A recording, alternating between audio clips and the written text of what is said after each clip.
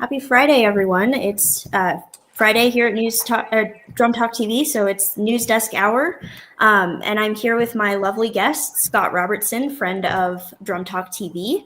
If you just want to say a few words about yourself, introduce yourself to everyone. Yeah, absolutely. Hey, so excited to be here. I'm Scott Robertson.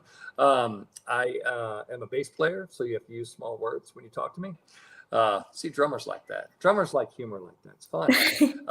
Let's see. In addition to being a bass player, because that doesn't quite pay the bills, I run a marketing and PR company for a lot of companies actually in the music products industry. And a lot of people know me and they'll say, is that old guy that used to work at NAMM? Yes, it is that old guy that used to work at NAMM. I was the director of marketing communications for NAMM, the National Association of Music Merchants, for a long time. So excited to be here with you, Shiley, and talk about some of the news, right? How fun. Yes, and we'll just hop right into it. I think you have the first news item. Oh, yeah, we're going to start with death. That's always fun. You know, it's always good to open up a show with a whole bunch of people who died. So let's do that. All right, so Douglas McCarthy, co-founder and vocalist of English band Nitzer Ebb, passed away on June 11th. The band formed in 1982, taking influence from post-punk music of the time before becoming known for electronic body music. I don't know what that is. That sounds weird. The band broke up in 1995 and reformed again in 2006. The band's final album was released in 2010. McCarthy had struggled with his health in recent years, and in 2021, he collapsed on stage, I guess. In 2024, McCarthy announced he would no longer be performing live after a diagnosis of cirrhosis of the liver, and he was 58. 58's too young. I don't care if you are a punk person or whatever, and you want to like burn like a shooting star or what have you, but that's too young to die, and so we'll be missing Douglas McCarthy. What do you got? Yeah, so also this week, we had some big passings this week. Sly Stone of Sly and the Family Stone passed away on Monday, June 9th at the age of 82. His death came as a result of his prolonged fight with COPD. He and his brother Freddie merged their bands in 1966, therefore forming Sly and the Family Stone. Between 1967 and 1971, the band released a string of albums celebratory in nature, but conscious of the fragility of the world in that era. The band played at the Woodstock Festival in 1969. Sly and the Family Stone's music has continued to have a lasting impact on the music industry, inspiring artists from Stevie Wonder to Prince to Michael Jackson. Really big news when I saw that headline come through on Monday. Yeah, absolutely. And, Sly was a bass player, and I'm a bass player myself, and loved his bass lines. I've played almost all their big hit songs with various cover bands at like weddings and stuff. And man, just always fun. Always fun and always driving. Always had a real good sense of how to drive the beat. With the bass and drums. And he's definitely going to be missed. Amazing guy. Yeah. Speaking of amazing guys, Brian Wilson of the Beach Boys passed this week at the age of 82. His family announced his passing on social media on Wednesday. Didn't specify exactly when. In 2024, business reps were granted a conservatorship as Wilson been diagnosed with dementia. Between 1962 and 1966, the Beach Boys landed 13 singles in the top 10, 3 of which hit number 1, including I Get Around, Help Me Rhonda, and Good Vibrations. And around the Southern California community, Brian Wilson was he was a fixture showing up. He's a Yamaha artist. He would always show up and, at the NAMM show and play concerts for Yamaha over years. I had the great opportunity of working directly with him. Thought he was a great guy and a gentleman. And we, it's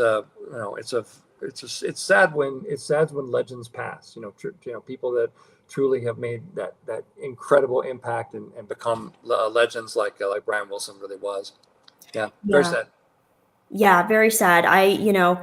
I grew up listening to some of the Beach Boys' biggest hits and everything. Barbara Ann comes to mind right now as well. Yeah. I know that they were on an episode of Home Improvement, actually a TV show from the 90s. And they were on that TV show. And I remember that episode very vividly. So very sad to hear of his passing. Yeah, Stamos and Stamos was a big he played with the Beach Boys for a good long time there, and obviously I saw some interviews of him. He's obviously very broken up with his loss of his good friend Brian Wilson. Yeah. All right, so we're going to move on to this day in music. So on this day, June 13th, in various years, big music history happened. So starting in 2003, the Arctic Monkeys, a punk band, made their live debut at the Grapes Pub in Sheffield, England, and their band made £27 in ticket sales. So they were really, new at the time. Not a lot of money made from that concert, but now look at them now. So I'm happy to report that you still make no money playing in bars, in pubs. I'll be doing that this evening actually for no money, and there you go. It's gonna be super fun. Looking forward to it. Yeah. Let's talk about 1998 for a second. So during the Dave Matthews set at the Tibetan Freedom Concert in D.C., a law student was struck by lightning. Sounds funny when you say that. Probably hurts a lot when it happens to you. An off-duty paramedic helped her, and she made a full recovery. Well, that's good. So now we can laugh at it. 11 other people were also injured in the event. Let's hope that wasn't by lightning. That is, let's hope that those other injuries were just, your general concert-related injuries and not electricity from the sky. Yeah. So, crazy incident. In 1995, Alanis Morissette released her album Jagged Little Pill, which made her the first female Canadian to hit US #1 album. So pretty big. Very nice. Yeah. Charlie, do you know who played bass in that album? I don't actually.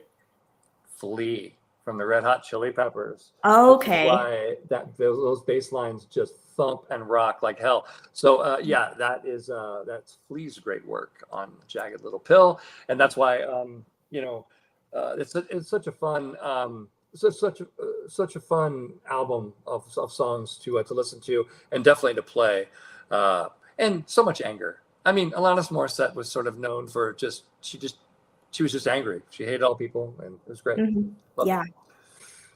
All right, cool. Let's talk about Billy Ray Cyrus. So in 1992, if you can remember that far back, Billy Ray Cyrus began a 17-week run at #1 on the U.S. album chart with his Some Gave All album, which featured his breakthrough song, Achy Breaky Heart. And then he gave birth to Miley Cyrus, and he still hasn't apologized in full for the pain and suffering he's inflicted on the world with that decision. Yes. All right. Going back to 1987. And actually, last week we had some Whitney Houston news in 1987 as well. So Whitney Houston's second LP, Whitney, began a 6-week run at #1 on the UK album chart. All 4 singles from the album actually peaked at #1 on the Billboard Hot 100, making her the first female artist to ever achieve this feat. I think that's pretty phenomenal. And, again, I told Dan last week, I absolutely love Whitney Houston's I Want to Dance with Somebody, and also I Will Always Love You. So those are good hits from her.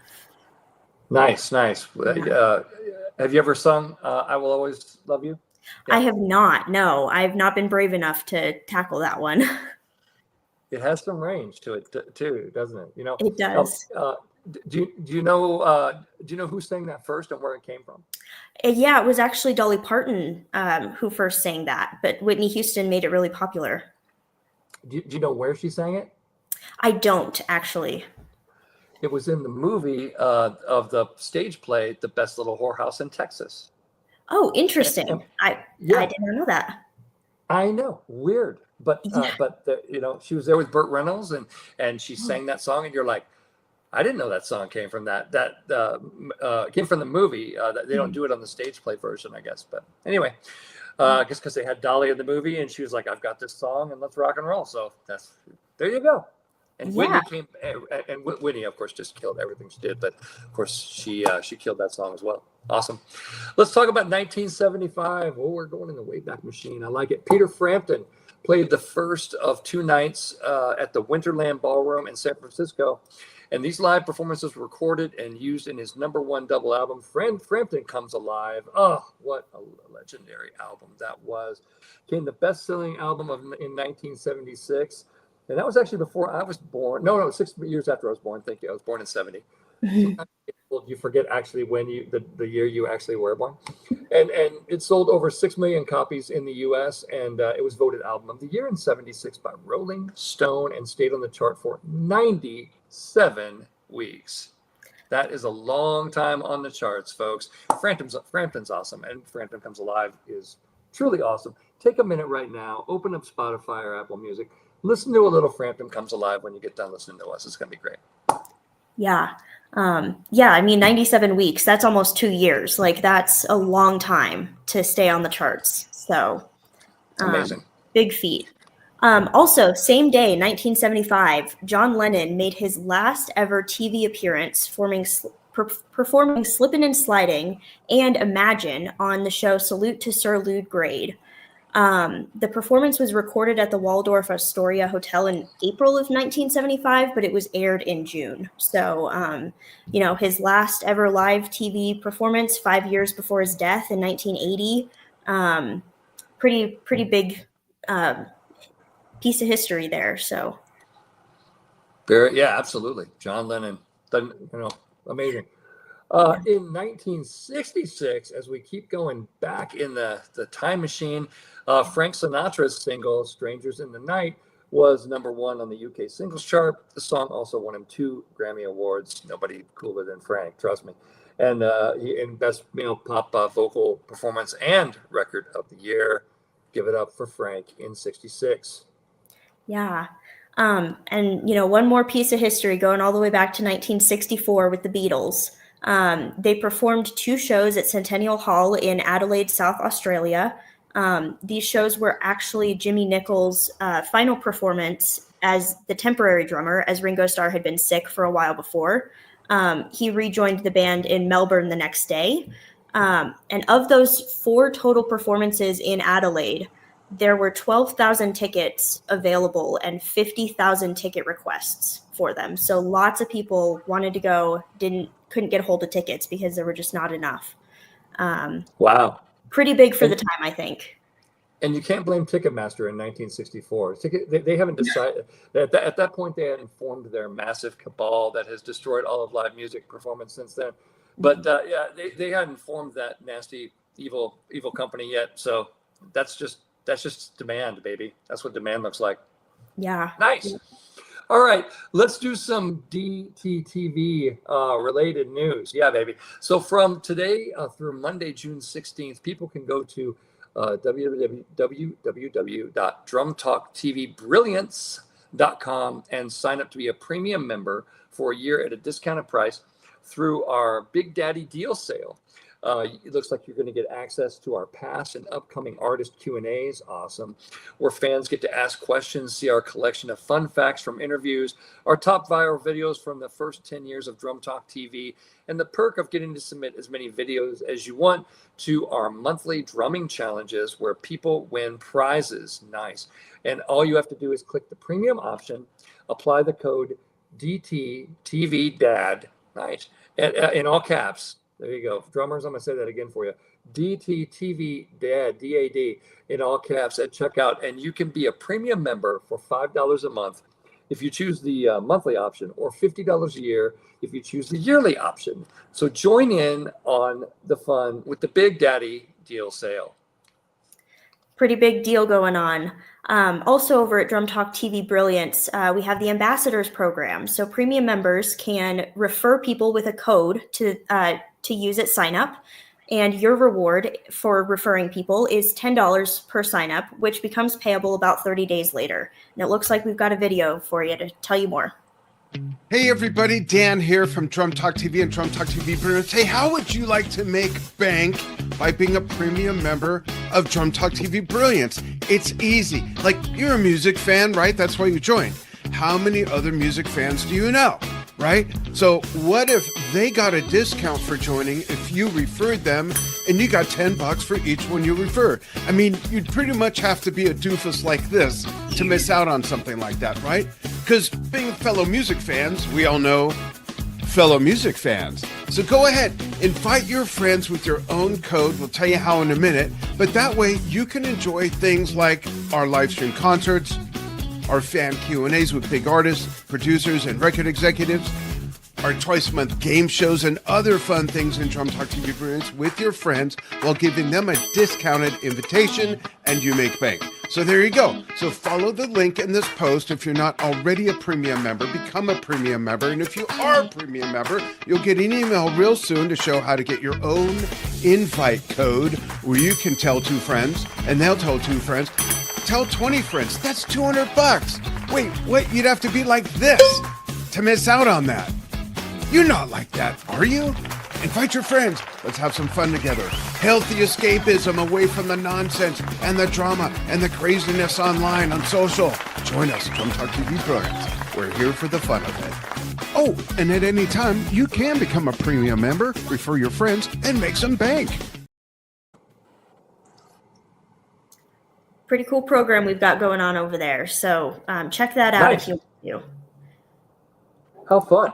Also over at Drum Talk TV Brilliance, looks like we have the Steve Gadd Drumming Challenge running through June the 30th.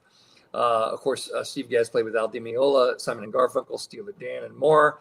I mean, he's a massive legend. Free members of www.drumtalktvbrilliance.com can send in 2 submissions to the play along challenges, and premium members can send in unlimited submissions, only limited by your neighbors and what time you record them, on your drums. That's what I would say. Very I think true. we have a video for good old Steve Gadd drumming challenge as well. If we don't, Drum Talk TV Brilliance presents the Steve Gadd Drumming Challenge, running through June 2025. Play along to tracks featuring the man who's played with Al Di Meola, Simon and Garfunkel, Eric Clapton, Peter Gabriel, Steely Dan, and more. First, second, and third place winners can win a gift certificate to their favorite music store, as well as a free Drum Talk TV shirt. Pick from 36 designs, and only shipping in the US. First place will have the chance to be interviewed live on Drum Talk TV. The tracks you play along to must be the officially released versions. They will not get muted or pulled on our platform. Record your videos horizontally. Once done, submit in our membership site, which has a free tier and a premium tier. Free members can send in 2 videos, premium members can send however many they want. Your videos will be reviewed and graded on accuracy, fan praise, and sound. For the fan praise factor, invite people to comment "vote" under each video they like. The judging criteria is explained further on the submissions page. Submissions open until June 30th, 11:59 p.m. Pacific US time. Go to drumtalktvbrilliance.com and join the fun. awesome. Yeah, also a That's fun great. challenge. Cool. Yeah. Alrighty, as far as artist Q&As we have on the premium version of Drum Talk TV Brilliance, we have McStein and Miniman marked down for Thursday, June 26th at 12 p.m. Pacific Daylight Time. So keep an eye out as we roll out the marketing for that. Awesome. And the next Drum Talk TV Brilliance game show is going to be Tuesday, June 24th at 6 p.m. Pacific Daylight Time. It's 9 p.m. Eastern Daylight Time. And it's a game of majority rules celebrating 50 years of music from 1975. Yay, old people can play. Rather than getting points for choosing the correct answer like in music trivia, you get points by choosing the answer you think most people will present in the game and will vote for.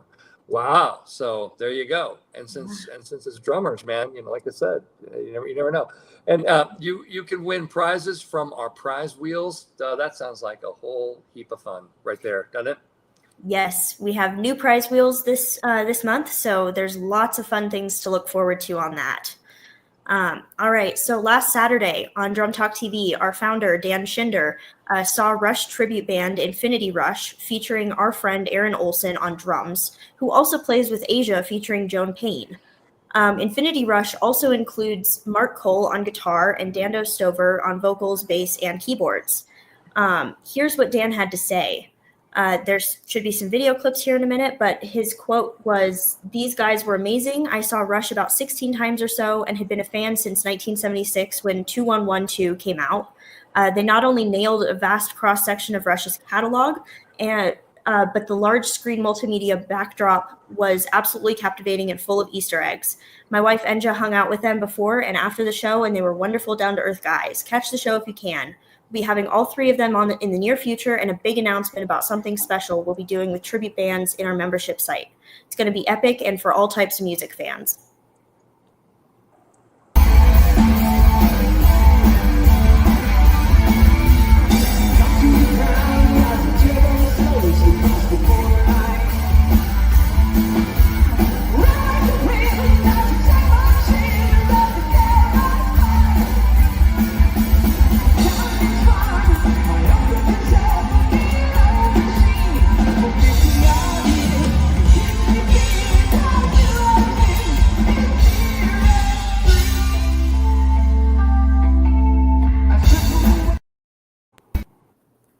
Yeah.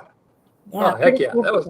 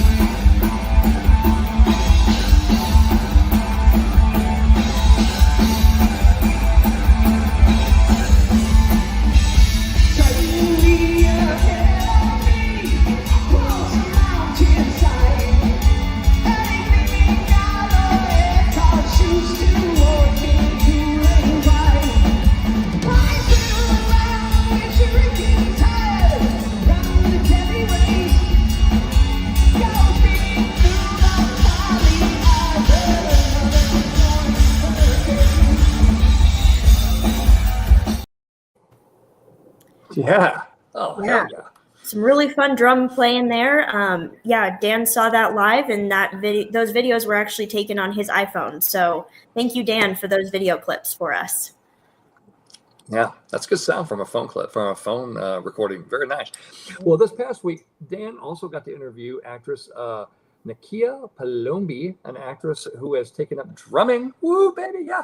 Thanks to a role as a jazz drummer character in an upcoming indie film, Indigo Hour. Dan also co-hosted another episode of Rhythm and Lows with bass player Jeff Berlin, where they talked about a couple of different drummer and bassist duos. So next Wednesday, June 18th at 9:30 a.m. Pacific, Dan and co-host Lou Calderola will do another episode of their show, Under the Influence, with the theme being Steve Gadd, nice, and tracks featuring him. That will then be followed by 10:30 a.m. by an interview with former Genesis guitarist Steve Hackett on the show Yes Shift, the prog rock show focus show that Dan does with his own son Steven Schinder, who did a Yes Shift News episode the other day. Then on the 19th, if that's not all, the 19th at noon Pacific, Dan interviews Spin Doctors drummer Aaron Comas.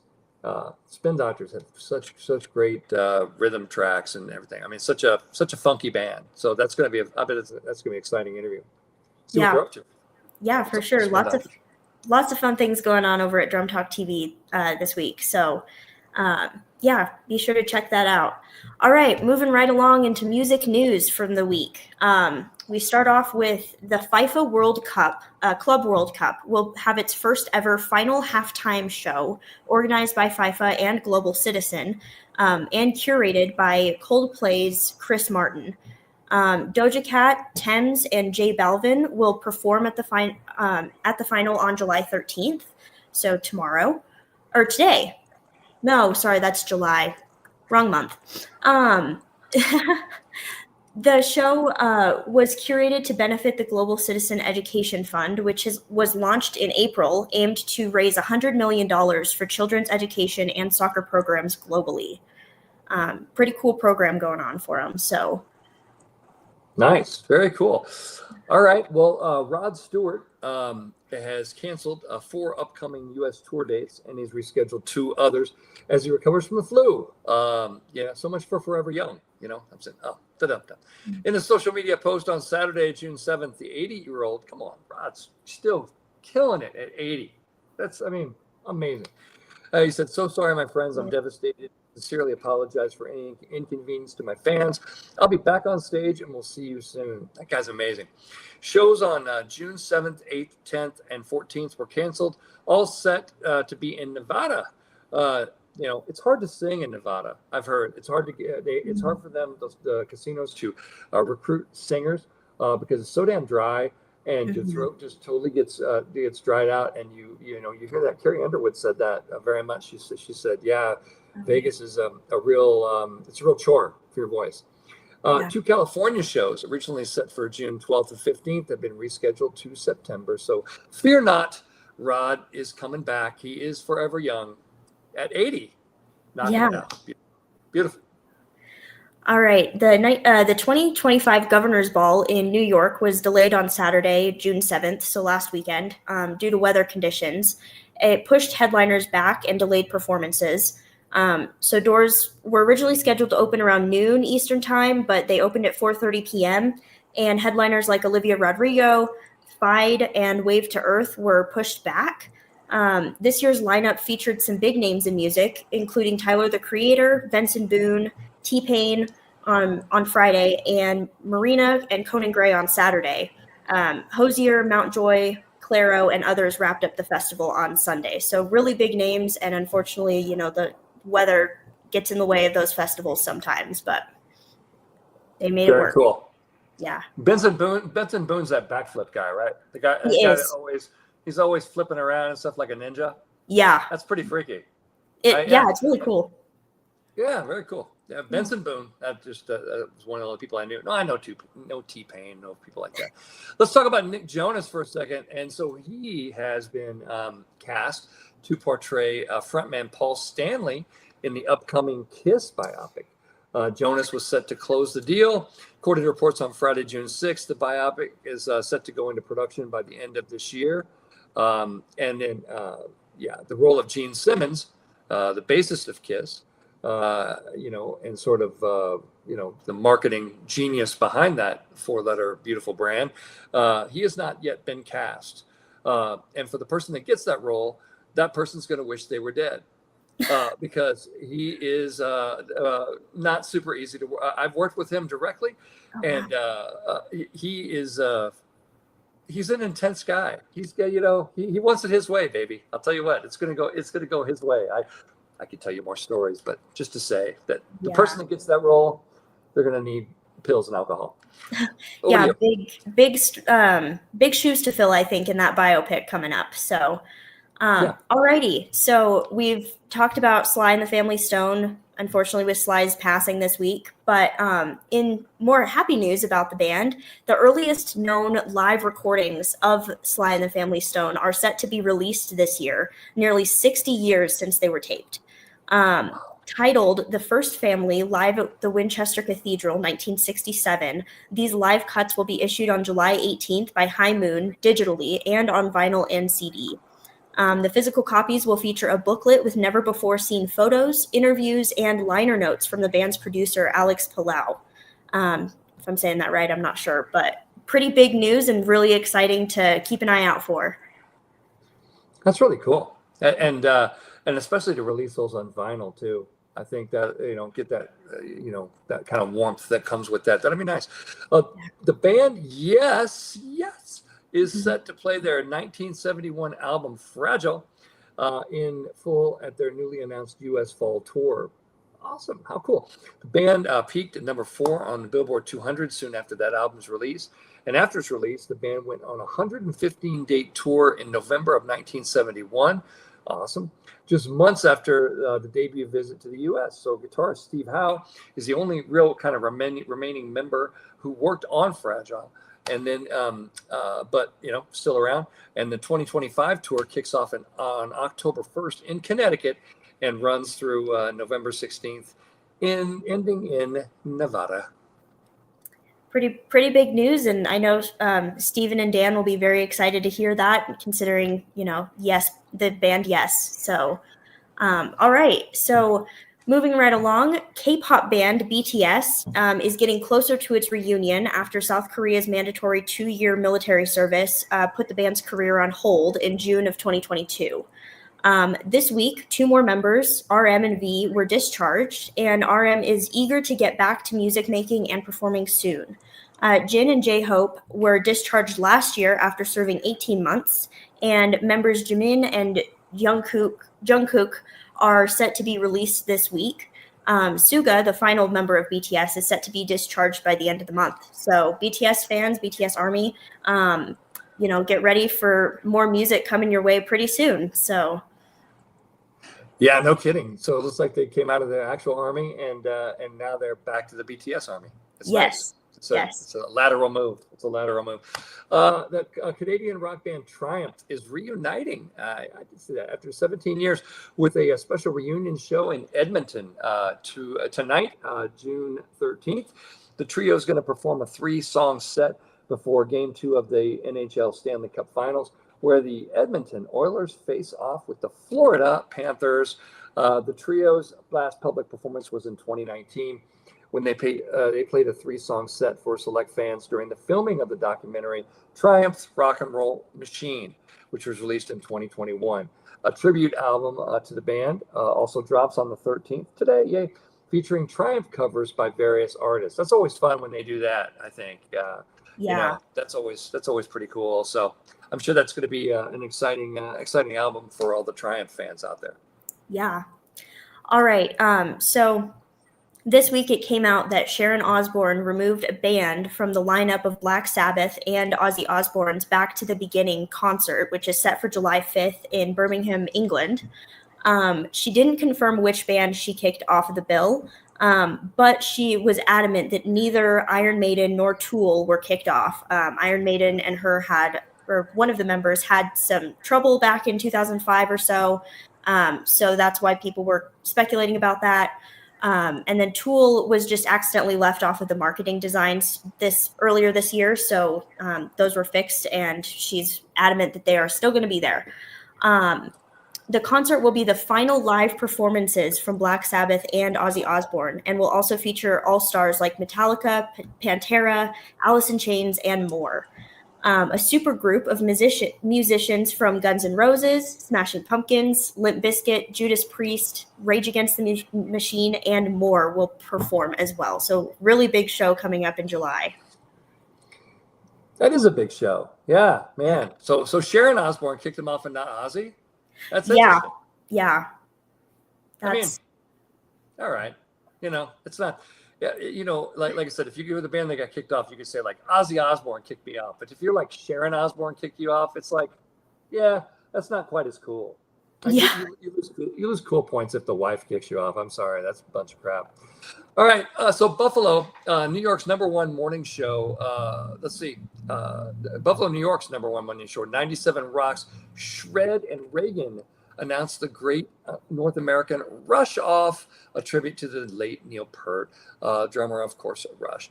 The project aims to raise funds for the Neil Peart Memorial in his hometown of Port Dalhousie, St. Catharines in Ontario. There we go. The memorial currently consists of a newly rebuilt pavilion in Lakeside Park, but plans are in place to erect 2 bronze statues of Peart. That's awesome. Connected by a pathway. That's a great thing to do. And the Great North American Rush-Off aims to raise $500,000 to kickstart construction of this very cool memorial. And Shred and Reagan are calling for bands to submit their covers of Rush songs to be featured in digital and physical compilations. That's really cool for Rush fans out there. Even more cool, Rush news out there. Awesome. Exactly. Yeah.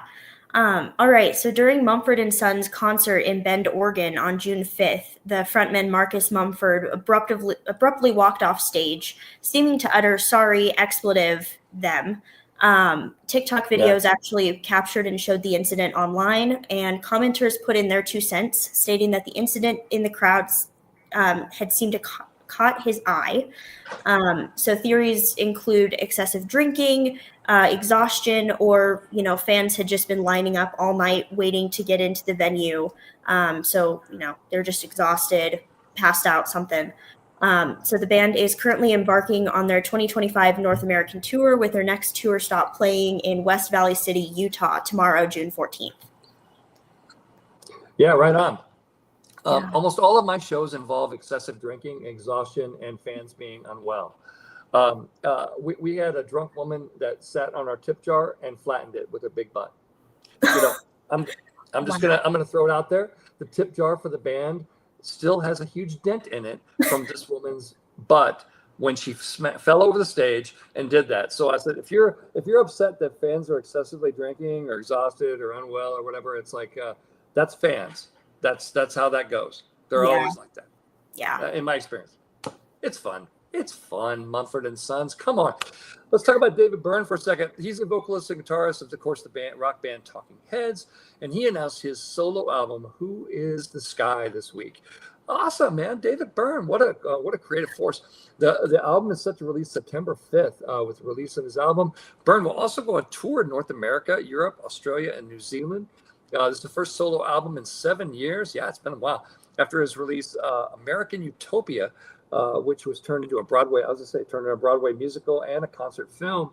That's the last time we really heard from Dave. And the 12-track album features contributions from St. Vincent, also Paramore's Hayley Williams, awesome, and Scott and Tom Skinner from Smile. Look at that. So the North American leg of this tour kicks off in Providence, Rhode Island on September 14th.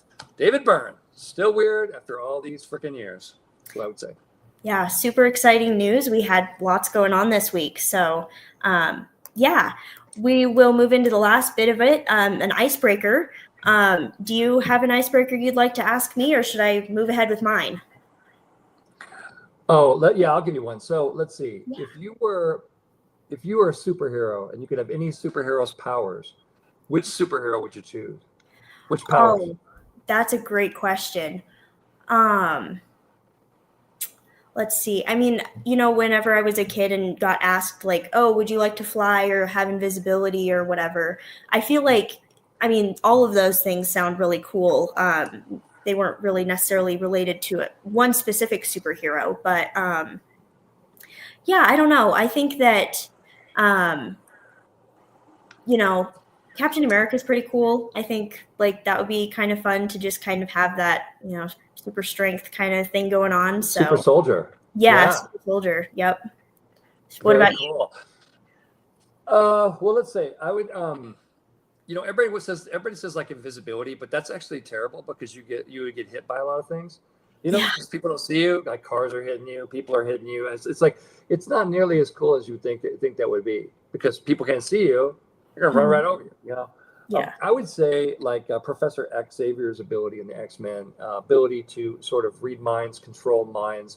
I'm in marketing, so there are people that would probably say Scott kind of does that anyway in like a hopefully less creepy fashion. But that would be a great ability to have running a marketing business. You could read minds, controlling minds. That's getting a little strong. But reading them would be fantastic.